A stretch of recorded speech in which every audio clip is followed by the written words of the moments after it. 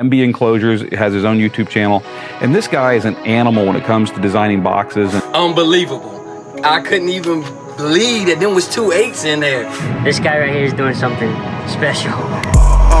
I welcome y'all to MBE. What you about to see, box building in a different league. In this SQL scene, believe that money ain't a thing when it comes to its kings. Now that's fact, not fiction. Call 44694 48 then 18. Don't matter, you got 4 8s or 1 8 or anything between. He got what you need. This is my crew. This is my gang. These are my kings. Okay, so this is a visual representation between the DD12 and Rockford Fosgate T1. Now remember, the DD is more of a boutique, hand-built subwoofer manufacturer. That's what they cut their pride and butter on. And Fosgate is production. Now both these woofers, now understand this, even though they have two different mindsets, both of these woofers do come out of China. This is not a handmade sub. This is Digital Designs. What I guess you would call it production 12. And this is the high performance production 12 from the Fosgate that would be its equivalent.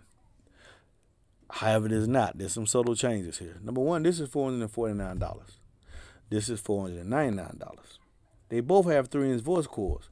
However, this one has a 800 RMS rating, dual 2-ohm voice cord. I mean, this is a dual 4-ohm. So each voice cord is rated to handle 400 watts. Baby, let's just add one more. 100 watts, for 500 watts. So 8 to 1,000 watts is the RMS rating of this driver. Well, this 3-inch voice cord is rated at 1,500 watts RMS. So let's add 100 to him as well. So now we got 2 voice cords on here that can handle 800 watts each. So the advantage goes here for $50 more. You get a woofer that's capable of handling more power. Now, I wish y'all could actually see these vents. This whole frame here is used to keep the woofer cool. What is giving up in power handling, he's trying to make up for an ability to dissipate the heat to play louder longer. Well, Joshua met that by doing his heat sink. So this spells the heat, and he has an open design, far more open air design than this woofer here. And you would think this is pretty big until those of you that have one actually look in, you realize the motor doesn't even go all the way to these fins right here. The motor sets in at least another inch. So the motor is sizably smaller. Excuse me, y'all. My buddy. The motor is sizably smaller than the Digital Design 712. Now, with that being said, I want to look up here and look at these spiders. They both pretty much have the same spider, but I would say that looking at it, I don't know.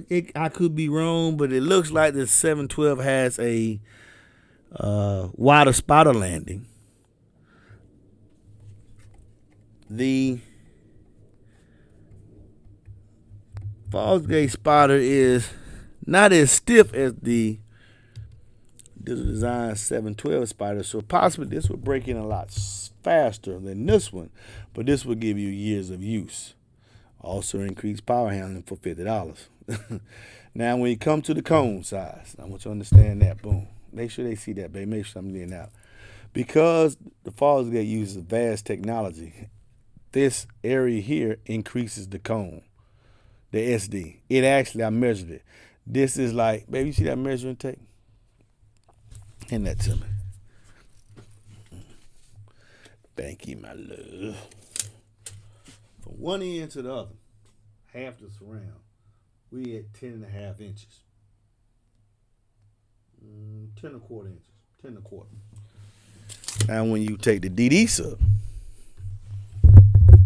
and measure from one end to the other side, you seeing all that? Yeah. You get 9.5. So a whole inch more of SD is going to be to the Fosgate. When you're dealing with a circular sub, that's a substantial increase. I must say that. So even though he's moving more air, he has more motor force and the ability to take more power. So it's kind of like a trade-off. You're going to have to make the decision on that. Y'all know I don't do the best scenario. I'm just showing one comparison to the other and just relaying you the facts. You're going to have to decide which one that you want to use. I know they're in the same class. They both 3-inch voice cores. The 3-inch voice core plus the moolah they want for their drivers put them in the same performance class. So you need to decide which one will be best for you. My opinion overall, as far as sound, it'd be far easier for him to make the lows with less power because of his increased cone area. It'd be far easier for him to make the lows with less power because of his increased cone area. But what he lacks in cone area, he's going to make up for in motor force and the ability to handle more power. Both of them can play in 1.75. But Didi kind of makes his drivers, Joshua makes his drivers to play in large box volumes and resonate more. Whereas I think the biggest you want to put him in is 2 1/4. And the biggest you can put him in, I think it's like 3 cubes, if I'm mistaken. I could be mistaken. No, I think it's 3 cubes. Right at rated power at that point. So, both of them have, I did say that, both have dual features, dual spiders. They all have their own different ways of cooling. It's kind of cool, the switching that they have on the Fosgate. It does have a grill that comes on the top. I just really want to show you a size comparison. Let you be the judge. I've presented all the facts that differentiate one to the other. Now it's on you to decide what you want to run. But I'll tell you this, shameless plug. I sell this one. I sell this one. I'm a DD boy at the end of the day. Y'all be blessed. You need an enclosure. Numbers 44694-4818. And as always, please listen responsibly.